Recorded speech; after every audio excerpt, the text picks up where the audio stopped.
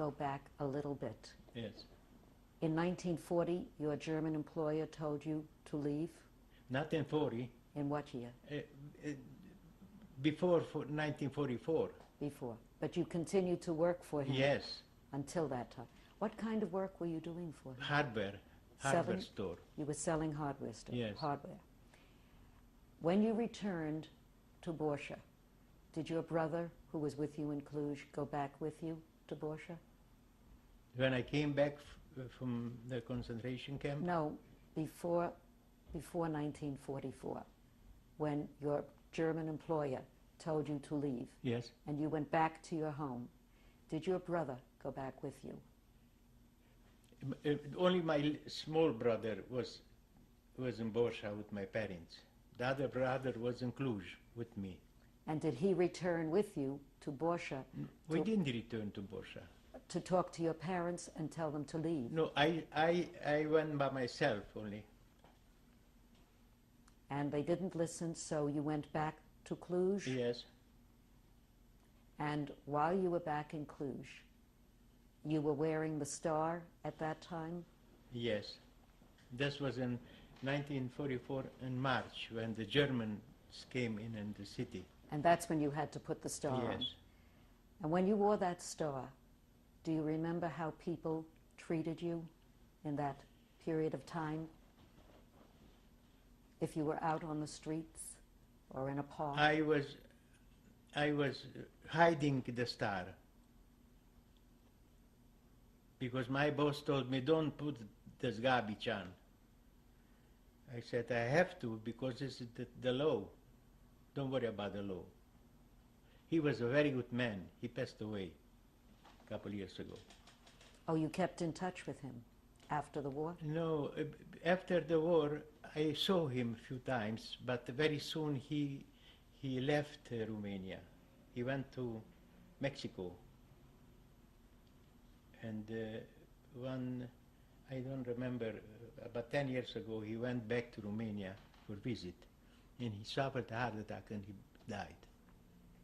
But this man was very good to me because after I went to the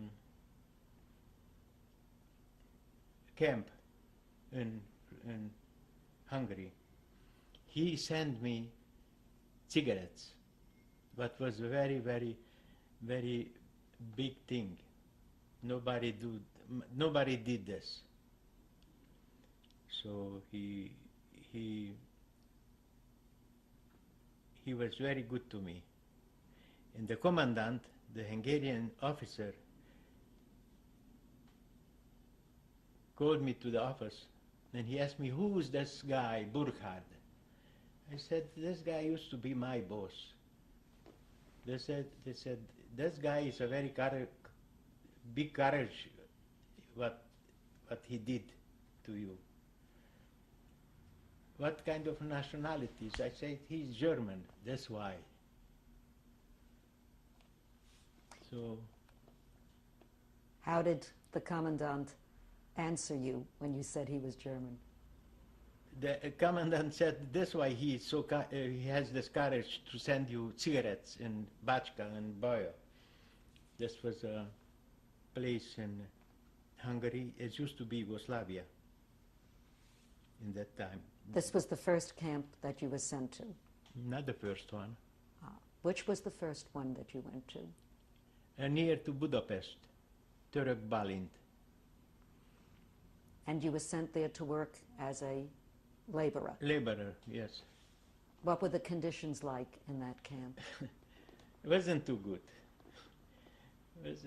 The Jews was treated like animals, Were there not men like human beings. Were there men and women in that camp? No. Just men? Just men. And you were sent there in April 1944? April 17, 1944. Was your younger brother sent there? He was home. Your older brother, was he sent there also? My older brother was in Russia. They took him on the front in the wartime. He had a very, very hard life. Very few people came home from there. So If you can remember, describe what conditions you lived under in that first camp.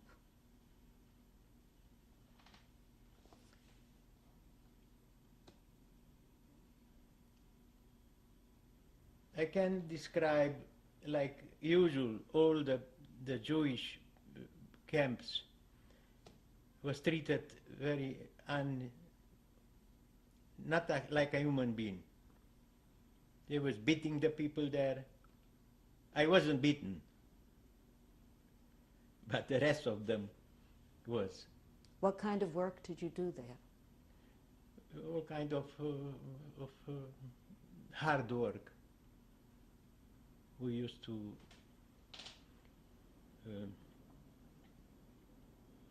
for instance, when I was in Bachka, in Baja, we used to make the Deckung, or how you call that in German, is that, you know,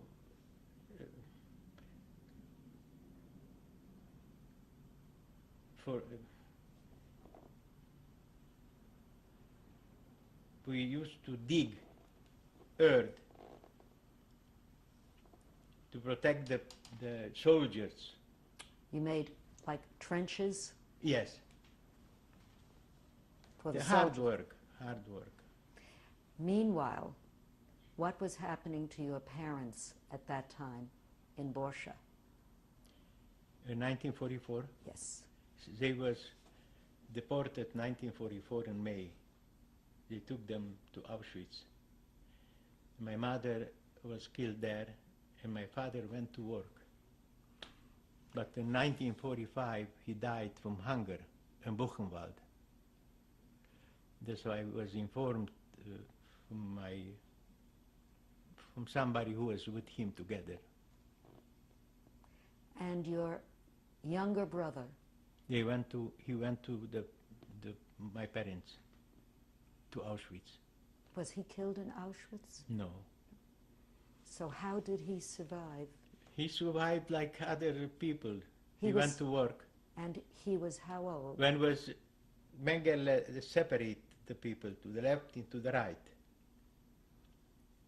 he sent him to labor. And how he survived, when they evacuate from Auschwitz in a forest, hundreds of people, then he decided to escape. And the SS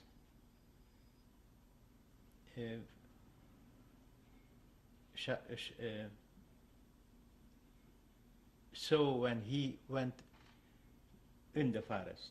So with the machine gun, Machine guns. yeah, and he wasn't killed. His lung was Punctured punctured by a bullet. by bullet. And some nuns, Polish nuns, find him in the forest. They took him to the monastery, A monastery. and they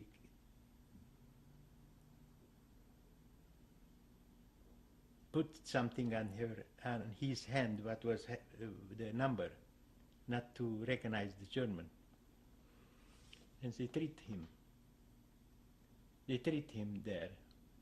And after a very short time, the Russian came in and they liberated them. So he came home in Kolozsvár, he was completely paralyzed, like this. But he put him in the hospital, and after a couple of months, he became healed. Now let's return to your story. How long were you in this first camp as a laborer? In Germany? Was the camp in Germany? The first camp that you went to? Oh, first, we went approximately the end of April, and I was in different camps until 1944 October, the end of October. Do you remember the names of any of the other camps you were in? Sure. It was Török Bálint and near to Budapest. And then I was in Bácska, in Baja, what was in used to be Yugoslavia. And I was in Budapest. And that was the worst period of time. 1944 October. I was in a prison called Kistarcsa. And from there, they took me by foot to Germany. And from there on, this was in November. In November 1944.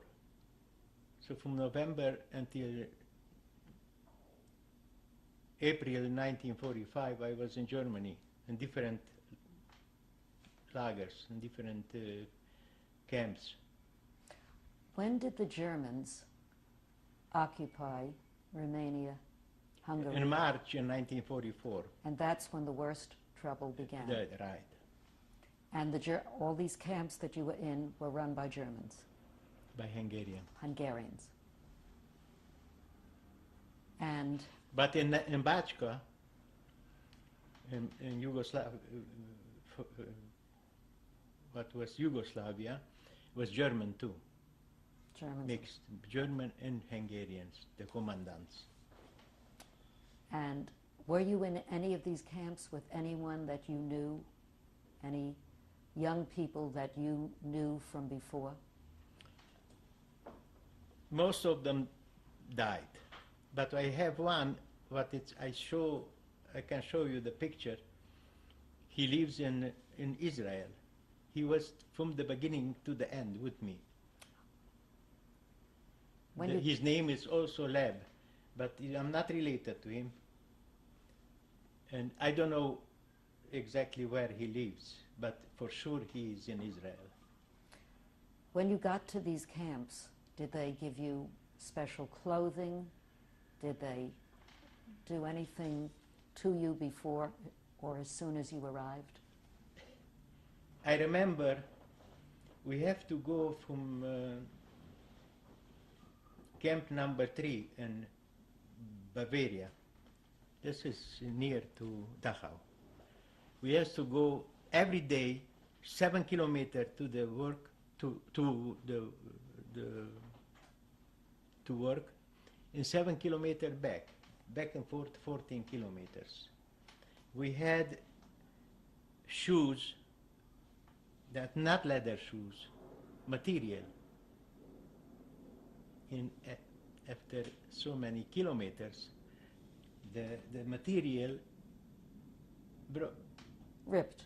It was very, very cold, like in Siberia, in the Bayern, the Bavarian forest. I remember we used to take every single day, 1 or 2 dads from the working place back to the camp. The people died. We will stop your story here for a moment.